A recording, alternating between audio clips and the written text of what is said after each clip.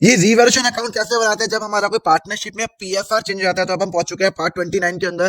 देखो, दो अलग अलग केसेस होते हैं, या तो हम एफेट को रिवाइज वैल्यू पे दिखाएं, या हम एफेट को रिवाइज वैल्यू पे नहीं दिखाएं। तो आज हम कर रहे हैं, जब हम एफेट को रिवाइज वैल्यू पे दिखाएंगे, तब हम क्या करेंगे, जो भी मेरा फायदा गेन होगा, हम उसको बांट देंगे ओल्ड पार्टनर्स को इन द ओल्ड रेशियो। ठीक है ना? देखो, मैं आपको सिंपल सा एग्जांपल बताता हूँ। सपोज करो ये एक क्वेश्चन है, यहाँ पे इनका ओल्ड रेशियो ये है, न्यू रेशियो ये है, इनकी ये मार्केट वैल्यू हो गई। अब हमें क्या करना है, इनका रीवैल्यूएशन अकाउंट बनाना है। तो हमने रीवैल्यूएशन अकाउंट बनाया। अच्छा, अब रीवैल्यूएशन अकाउंट की जो खास बात क्या है, जब जब मेरा फायदा होगा तब वो यहाँ पे आएगा। जब जब मेरा एसेट बढ़ेगा, जब जब मेरा एसेट बढ़ेगा, मेरा फायदा क्रेडिट साइड आ जाएगा।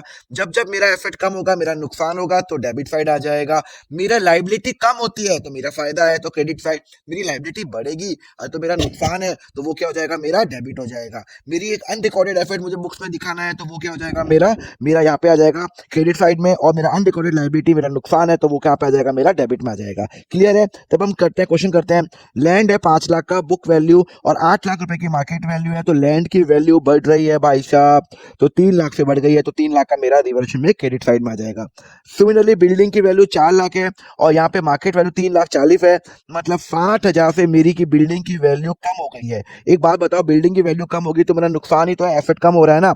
सिमिलरली क्रेडिटर है 2 लाख और बोल रहा है अब मुझे 1,50,000 ही देने हैं, 50,000 मुझे उसको कम देने हैं, तो लाइबिलिटी कम हो रही है। जब जब मेरी लाइबिलिटी कम होती है तो मेरा फायदा होता है। बिल पेबल 60,000 है, बुक्स में है 40,000। ओहो, 20,000 से मेरा बढ़ गया, तो 20,000 से मेरा क्या बढ़ गया, बिल पेबल बढ़ गया, तो मेरा नुकसान होगा। लाइबिलिटी बढ़ेगी, मेरा नुकसान हो जाएगा।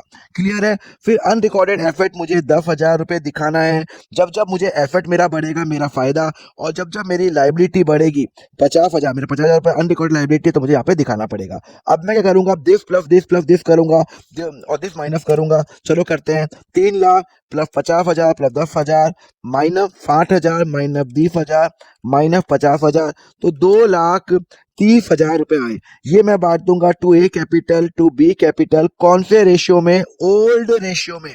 3:2 में बांटूंगा, तो डिवाइडेड बाय 5 × 3, 138 मैं बांटूंगा बी को, और बांटूंगा 92,000 में बांटूंगा मैं बी को बांटूंगा। क्लियर है? समझ में आया? कंसेप्ट समझ में आया?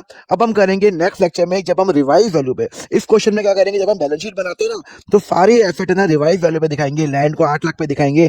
अब अगर क्वेश्चन में लिखा हुआ है कि रिवाइज वैल्यू पे नहीं दिखाना, तो हम क्या करेंगे, तो चलो हम उसके लिए फॉलो करो अकाउंट फंडा।